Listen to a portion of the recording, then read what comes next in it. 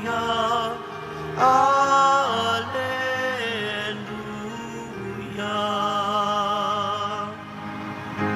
Ang tao ay nabubuhay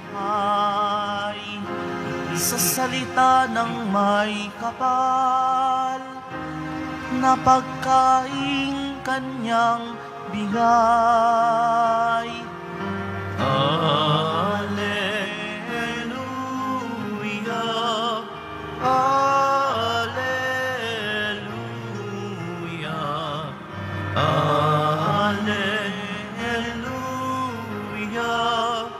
Alleluia.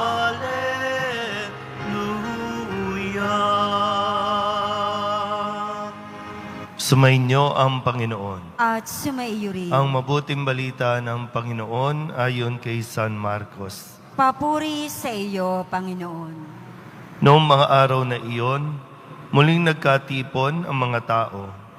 Naubos na nila ang kanilang pagkain, kaya tinawag ni Jesus ang kanyang mga alagad at sinabi sa kanila, "Nahabag ako sa mga taong ito sapagkat 3 araw na ngayon kasama ko sila at wala na silang makain. Kung pauuwiin ko ng gutom, mahihilo sila sa daan. Galing pa naman sa malayo ang ilan sa kanila. Saan po tayo kukuha ng tinapay dito sa ilang para magkasya sa ganito karaming tao?" Tugon ng mga alagad, "Ilan ang tinapay ninyo riyan?" Tanong ni Jesus. "7 po," sagot nila. Ang mga tao'y pinaupo ni Jesus sa lupa, kinuha niya ang 7 tinapay at nagpasalamat sa Diyos. Pinagpira-piraso niya ang mga iyon at ibinigay sa mga alagad upang ipamahagi sa mga tao. Gayon nga ang ginawa ng mga alagad. Mayroon din silang ilang maliliit na isda. Muli siyang nagpasalamat sa Diyos at inuutos siyang ibigay din iyon sa mga tao. Kumain ng lahat at nabusog. At nang tipunin nila ang mga pira-pirasong tinapay na lumabis, nakapuno sila ng 7 bakol na malalaki. At may 4,000 ang kumain. Pinayaon ni Jesus ang mga tao, saka siya sumakay sa bangka, kasama ng kanyang mga alagad at nagtungo sa lupain ng Dalmanuta. Ang mabuting balita ng Panginoon. Pinupuri ka namin, Panginoong Heso Kristo. Isang magandang umaga po sa inyong lahat. Naalala niyo po nang pumutok ang Bulkang Taal sa Batangas? 2 weeks o 3 weeks ago, no?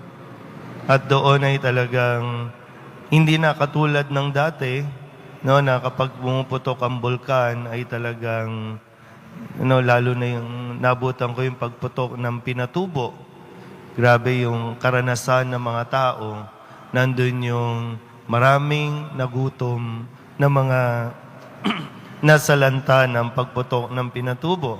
Pero dito sa pagputok ng Bulkang Taal, ang kagandahan sa nangyari ay talagang agad-agad marami ang tumugon para tumulong.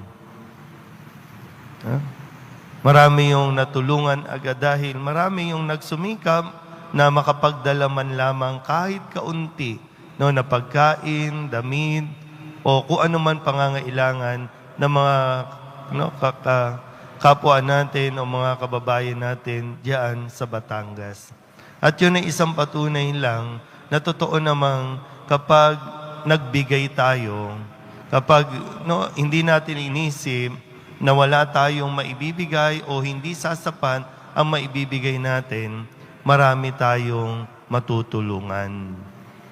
Kaya nga sa Ebanghelyo, muli tayong tinuturuan at pinaalalahanan ni Jesus na lahat tayo ay may pangangailangan.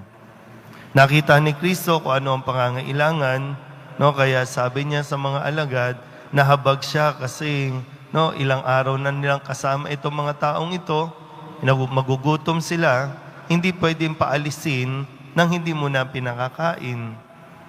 Pero ang sabi ng mga alagad, saan tayo kukuha? Pero pinalabas ni Kristo kung anong mayroon sila. No?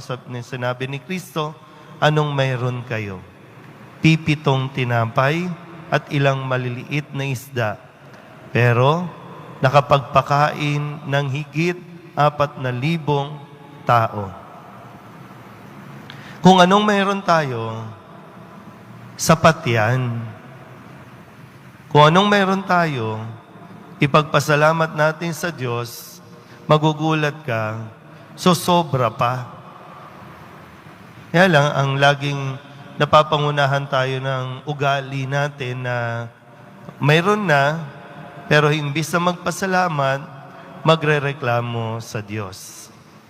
Mayroon naman, pero ang sasabihin, wala. Kasi nga, mas iniisip natin, paano ko? Pag ibinigay ko ito, mawawala na. Mauubos na. Para bang, di ba, parang maganda, maubos man yan, at least, na-share mo. Kung huling, yan na yung huli, at least natuto kang na magbigay. Pero yun nga yung kagandahan doon, habang natatakot tayo na magbigay, lalo tayong naghihirap. Habang natatakot tayong maubusan, lalo tayong nawawalan. Pero kung hindi natin iniisip na maubusan tayo, hindi mo rin naman napapansin, hindi ka naman talaga naubusan. Laging may pumapalin, laging may dumarating. No?